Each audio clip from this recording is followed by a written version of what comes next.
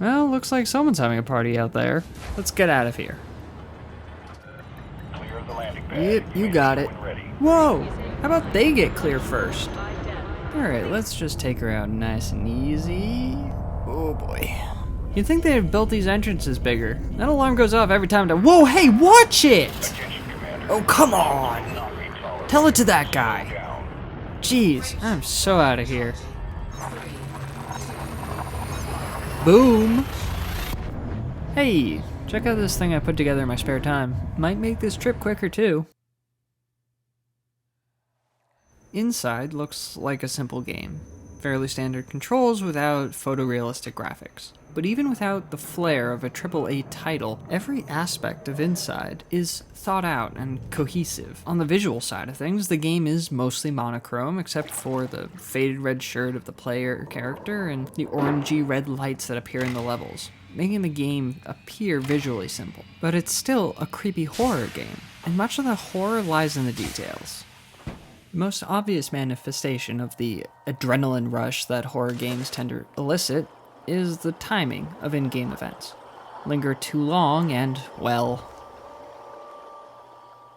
timing becomes the key to survival. However, not every event in the game is tied to the visuals on screen. One level practically requires that you listen in order to survive. In this level, sound becomes death. Which is kind of funny considering that the soundtrack was re-recorded through a human skull so as to draw out certain resonant qualities of the music.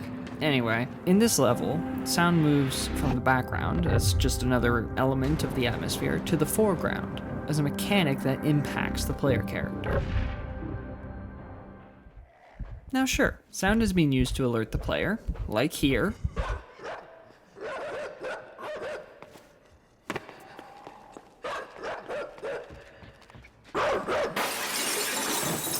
but these sounds are tied to something real and visual.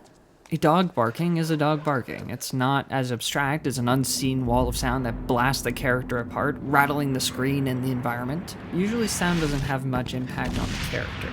It's for the benefit of the player to give depth to the world that they're seeing without necessarily displaying the things that are being heard to the player. If that makes any sense at all.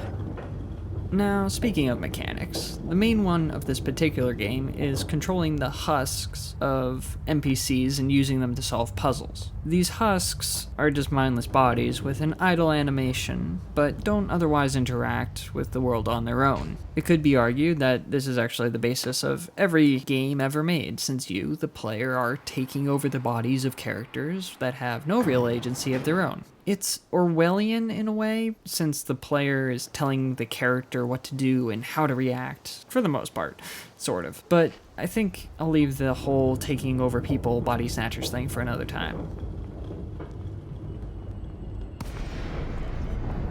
Told you to make the trip go by faster. Hope it was interesting.